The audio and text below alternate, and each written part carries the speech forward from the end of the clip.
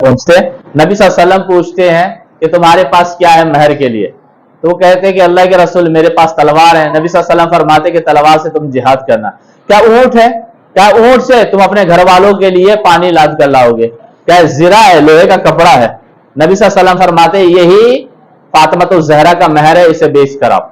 یہ بات سمجھ میں آ رہی؟ اور یہ زرہ کون دیا تھا؟ خود نبی صلی اللہ علیہ وسلم گفٹ میں دیے تھے. گفٹ بھی کون دیا؟ نبی صلی اللہ علیہ وسلم.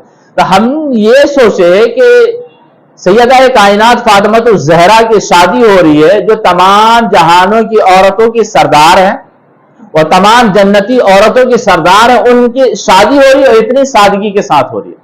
ان کے گھر پہ رشتہ آیا کتنے آسانی کے ساتھ آیا. لیکن آج ہمارے گھروں پہ کوئی رشتہ لے کر آتا ہے تو 4-5 بلورو بھر کے الگ سے لے کر آتا ہے. مذہب اسلام اس کی اجازت نہیں دیتا. گھر کے بڑے بزرگ اکٹھا ہو، چائے پیئیں، بس اسی پہ ہی رشتہ فکس کر دیں. جب قوم غلط جگہ پیسہ خرچ کرے گی تو قوم کے لیے تباہی اور بربادی کی بات ہوگی. یہ صحیح بات نہیں ہے. آپ دیکھیں سیدہ فاطمہ الزہرا رضی اللہ تعالیٰ عنہا کے لیے رشتہ آیا، کوئی چائے پانی کا انتظام ہوا؟ کچھ بھی نہیں. یہ بھی نہیں کہ نبی صلی اللہ علیہ وسلم کی چلو خوشی میں کھجور ہی کھلا دو. نہیں، یہ پوچھتے مہر میں کیا دو گے. لیکن آج ہمارے یہاں کیا ہے بھائی، رشتہ لے کر آ رہے ہیں 10-12 لوگ ہیں، رشتہ رکھتے وقت آدھی برات پہنچ جاتی ہے. جو بھی یہ رواج لے کر آیا، اگر لڑکی والوں کو یا لڑکے والوں کو اس سے تکلیف ہوتی ہے تو جو بھی اس رواج کو دنیا میں رائج کیا وہ گناہگار ہوگا. کل قیامت کے دن اس کی پکڑ ہوگی. اور اس دور میں ہمیں یہ چاہیے کہ باصیرت لڑکی کو ترجیح دے. دیکھیں شادی تو ہم کرتے ہیں لڑکے لڑکی کو، لیکن لڑکا با اخلاق ہو تو اسے ترجیح دے. با اخلاق ہو، دیندار ہو. لڑکی باصیرت ہو، کردار والی ہو اور نیک گھرانے کی ہو، غریب ہی صحیح لیکن اسے ترجیح دیا جائے. اس لیے کہ نیکوں کے گود میں نیک ہی لوگ پیدا ہوتے ہیں. نیکوں کی گود میں نیک ہی لوگ پیدا ہوتے ہیں اور نیکوں کی گود میں کبھی. اب یہ بتائیں کہ ہم کہیں سے بھی لڑکی لے کر آئے اور سوچے کہ اس کے گود میں حسن حسین جیسے پھول کھلیں گے، قطعی نہیں کھل سکتا. ماں جب سیدہ فاطمہ الزہرا کے نقش قدم پہ چلنے والی ہوگی تبھی اس کا بیٹا امام حسین کے نقش قدم پہ چلنے والا ہوگا. لیکن آج ہماری حالت کیا ہے کہ ہم مالدار دیکھتے ہیں. لڑکا اگر لڑکی والے دیکھتے ہیں تو یہ دیکھتے ہیں کہ بھائی نوکری والا ہو یا خود کا بزنس ہو، بڑا گھر ہو، دولت مند ہو. آپ دیکھیں حضرت علی رضی اللہ تعالیٰ عنہ تو غریب تھے، ان کے پاس مہر تک کا پیسہ نہیں تھا. نبی صلی اللہ علیہ وسلم یہ نہیں کہتے کہ تم تو غریب ہو، تم سے زیادہ مالدار لوگ ہیں. نبی صلی اللہ علیہ وسلم کے زمانے میں تھے بہت سارے مالدار لوگ تھے، لیکن نبی صلی اللہ علیہ وسلم ترجیح کس کو دیے؟ اس دور کا جو غریب مانا گیا حضرت علی رضی اللہ تعالیٰ عنہ کو. تو پتہ یہ چلا اللہ اس کے رسول کی بارگاہ میں دولت نہیں دیکھی جاتی، انسان کا تقوی، اس کا دل دیکھا جاتا ہے. تو ہمیں بھی چاہیے کہ ہم تقوی دیکھیں اللہ کی رضا کے لیے، باقی ساری چیزیں رب کے حوالے کر دیں. آج کل ہم نے اپنی بیٹی جو گھر سے رخصت کرتے جہیز کے اوپر بھروسہ کر کے بھیجتے ہیں اور اللہ کے اوپر توکل کر کے نہیں بھیجتے. اور جب تک مسلمان اپنی بیٹیوں کی رخصتی اللہ کی ذات پہ کر کے اپنے گھر سے نہ کرے گا تب تک خوشحالی نہیں آ سکتی. آج ہم اور ایک اور کہ آج ایک رواج نکلا ہے کہ ہر دلہن کو قرآن دے کر بھیجیں گے. بھائی قرآن دینے کی ضرورت نہیں، قرآن کی تعلیم دو. قرآن دو گے وہ گھر میں رکھ دے گی اور تعلیم دو گے تو پورے علاقے میں پھیلا دے گی، تو خود بھی نیک بنے گی، پورے سماج کو نیک بنا دے گی. تو اپنی بیٹیوں کو جب گھر سے رخصت کیا جائے تو صرف قرآن نہ دیا جائے بلکہ قرآن کی تعلیم اسلامی تہذیب و تمدن سے سوار کر اسے اپنے گھر سے رخصت کیا جائے. اس لیے کہ جس گھر میں جائے گی پھر اس حال میں تو اس گھر کو جنت نما گھر بنا دے گی. لیکن ہماری سوچ و فکر الگ ہو چکی ہے. پیسہ، لڑکے والا پیسہ ہو، دولت مند گھرانہ ہو، فضول کی رسمیں لے کر آ گئے. فضول کی رسمیں، اور ان رسموں کی کوئی حقیقت نہیں ہے مذہب اسلام کے اندر، اسلامی شریعت کے اندر. ناچ گانے ہیں اس پہ پیسہ لٹانا ہے، ڈی جے ہے اس پہ پیسہ لٹانا ہے. آپ کو میں ایک سوال کرتا، ہم شادی کرتے ہیں، شادی سنت ہے، بعض حالات میں کیا فرض ہے؟ میں ایک سوال کرتا ہوں کہ ہمارے اور آپ کے پاس 1 ڈرم آب زمزم ہے، سب سے افضل پانی ہے دنیا میں ہمارے لیے. حالانکہ سب سے افضل پانی ہوا ہے جو نبی صلی اللہ علیہ وسلم کے ہاتھ مبارک انگلیوں سے جاری ہوا تھا. سب دنیا کا سب سے افضل پانی کون سا ہے؟ جو نبی صلی اللہ علیہ وسلم کے انگلی مبارک سے پانی جاری ہوا تھا، وہ دنیا کا سب سے افضل پانی ہے، نبی کون صلی اللہ علیہ وسلم کے دست مبارک سے جاری ہونے والا پانی. اس کے بعد ہم کہتے ہیں آب زمزم دنیا کا سب سے افضل مبارک متبرک پانی ہے، بابرکت پانی ہے. آپ کے پاس 1 ڈرم ہے، آپ سوچے کتنے خوش نصیب ہے.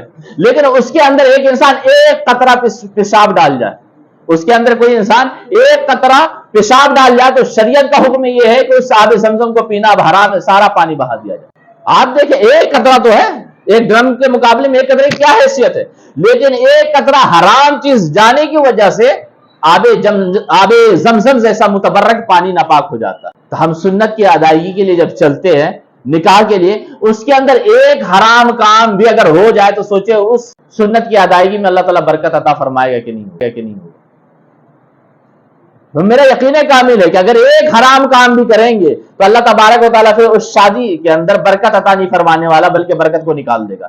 یہی وجہ ہے کہ شادی کے بعد گھروں کے اندر خوشیاں کم دکھائی دیتی ہے، ساس سسر یہی شکایت کرتے آتے ہیں کہ بہو جب سے آئی ہمارا جینا حرام ہو گیا۔ اس کا سبب یہ ہے کہ بھائی آپ ناچتے گئے تھے، اللہ کا شکر ادا کرتے نہیں گئے تھے، آپ نبی صلی اللہ علیہ وسلم پہ درود پڑھتے نہیں گئے تھے، آپ ناچتے گاتے گئے تھے، تو اب وہ نچا رہی ہے گھر کے اندر آ کے، اب آپ کو تکلیف نہیں ہونی چاہیے، آپ جو چاہتے تھے وہی ملا۔ اگر رب کی رحمت چاہتے تو رب کی رحمت پانے کا جو طریقہ اس طریقے سے جاتے تو اللہ تعالیٰ اپنی رحمت اپنی برکت عطا فرما دیتا۔ اللہ تعالیٰ جس لڑکی کو رحمت بنا کر دنیا میں بھیجا ہے وہ لڑکی ہمارے گھر میں آنے کے بعد بھی اگر سکون اور شانتی نہ ہو تو اس کا مطلب یہ ہے کہ لانے کا طریقہ ہمارا غلط ہے۔ تو فضول جو رسمیں ہیں، جو اسلام کے مخالف رسمیں ہیں، اسے ہٹانے کی، اسے ختم کرنے کی ہماری اور آپ کی ذمہ داری ہے، کوئی اور نہیں آئے گا۔ ہم ہی کو آگے بڑھ کے یہ سارے کام کرنے ہیں کہ غیروں سے ہمارے اسلام کے اندر جو فضول کی باتیں آ گئی ان فضول کی باتوں کو جب ہم دور کر دیں گے تو شادی جیسا مشکل کام بڑا آسان بن جائے گا۔ اور مذہب اسلام شادی کو تمام عبادتوں میں سب سے آسان بنایا۔ آپ دیکھیں آتش بازی ہے، اور یہ بھی دیکھ لیں کہ مسلمان شادی کے سیزن میں ایک سال میں شادی کے اوپر جتنا پیسہ خرچ کرتے ہیں، اگر ان پیسوں کو ہاسپٹل، کالج، یونیورسٹیوں میں لگا دیا جاتا تو ہزاروں کے تعداد میں ہمارے پاس مسلمانوں کے پاس ہاسپٹل بھی ہوتے، یونیورسٹیاں بھی ہوتی، کالج بھی ہوتے، مدرسے بھی ہوتے، اسکول بھی ہوتے، سارے مسلمانوں کے ہوتے، پھر کوئی ہماری بچیوں کو حجاب پہن کے جانے سے روکنے والا نہیں ہوتا۔ لیکن ہمیں کیا ہے، شادی پہ خرچ کرنا اچھا لگتا ہے، اسکول، کالج، یونیورسٹی، ہاسپٹل کے لیے خرچ کرنا اچھا نہیں لگتا ہے۔ اسی وجہ سے آج ہماری بیٹیوں کے سر سے نقاب چھینا جا رہا ہے، نقاب والیوں کو ڈنڈے مارے جا رہے راستے میں، ہم نے دیکھا ویڈیو، اس لیے کہ ہم نے تو بنایا نہیں، ہم تو صرف شادی میں ہی ترم خواہ بنے رہتے ہیں، یہ لٹاؤ وہ لٹاؤ، گڈیاں چلتی رہتی ہے۔ اللہ تعالیٰ ہمیں اور آپ کو گڈیاں لٹانے کے لیے نہیں، نبی صلی اللہ علیہ وسلم کی سنت پھیلانے کے لیے پیدا فرمائے۔ ہمیں اور آپ کو اللہ تبارک و تعالیٰ نوٹوں کی گڈیاں اڑانے کے لیے نہیں، بلکہ نبی صلی اللہ علیہ وسلم کی سنت، سیدہ فاطمہ الزہرا رضی اللہ تعالی عنہا کا طور طریقہ اور اہل بیت اطہار اور صحابہ اکرام کے طور طریقے کو پھیلانے کے لیے ہمیں اللہ تبارک و تعالیٰ پیدا فرمائے۔ تو ہماری اور آپ کی ذمہ داری ہے کہ سماج کے اندر جتنی بھی برائیاں انہیں دور کرنے کے لیے ہم کھڑے ہوں، اور نبی صلی اللہ علیہ وسلم کی سنت، ان کے طریقوں کو جیسے جیسے پھیلاتے جائیں گے ہمارا سماج صاف ستھرا اور نیک بنتا چلا جائے گا۔ شادیاں تو ہم سب کرتے ہیں، سنت کے مطابق کر لیں تو اللہ تبارک و تعالیٰ سنتی اولاد بھی عطا فرما دے گا۔ اگر شادی ہم سنت کے مطابق کریں گے تو ہماری اولاد بھی سنتوں پہ عمل کرنے والی ہوگی۔ اب جسے سنت پہ عمل کرنے والی اولاد چاہیے وہ سنت کے مطابق شادی کرے، اور جسے ایسی اولاد نہیں چاہیے وہ آزاد ہے، جو چاہے وہ کرے۔ لوگ بھاگ کے کرتے، لوگ تو غیر مسلموں سے کر لیتے، ہم کچھ نہیں کہنے والے۔ لیکن اگر کوئی کہتا ہے کہ نہیں ہمارے گھر میں خوشحالی ہونی چاہیے تو ہم یہ کہیں گے خوشحالی پانے کا طریقہ یہ کہ رب کی رحمت لاؤ، اور رب کی رحمت رب کے بتائے ہوئے طریقے سے آتی ہے، اور رب کے طریقے سے جب کوئی کام کرو گے تو اللہ تبارک و تعالیٰ ایسی رحمت و برکت عطا فرما دے گا جیسے دنیا بھی آپ کی اچھی ہو جائے گی اور آخرت بھی آپ کی اچھی ہو جائے گی۔ یہ بات سمجھ میں آ رہی؟ باقی ہم کل بات کرتے ہیں انشاءاللہ۔